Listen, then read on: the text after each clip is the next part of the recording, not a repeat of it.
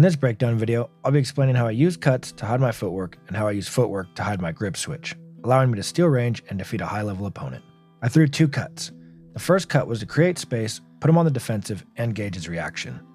The second was to draw his attention to my sword, so I could sneak my back foot up and steal measure. Next, I stepped my front foot forward, so he'd focus on my foot while I choked back on my sword, further extending my reach. Then I dropped my body low to feint an attack, prompting him to use his dagger to parry. Since I used my body for the feint, I still had the tempo of my hand left to attack. After he spent his fastest segment, the dagger, I knew he'd rely on retreating with his feet because he rarely used his sword to parry. My arm thrust was faster than his retreat, and since I had stolen measure in 2 ways, I knew he wouldn't be able to escape. I aimed above his dagger because even if he attempted a sword parry, his sword would be too far away to stop my thrust. By feinting low, I encouraged him to drop his dagger, creating the risk of his weapons interfering with each other if he attempted a sword parry after the dagger parry. If he managed to get the parry, it would likely push my blade into himself.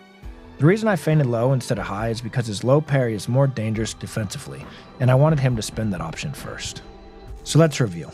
I threw cuts to get him to look where I wanted so I could sneak my back foot up. I stepped my front foot forward so he'd look at my feet and not see me changing my sword grip. I feinted his dagger low with a body feint so I could save my arm tempo to attack.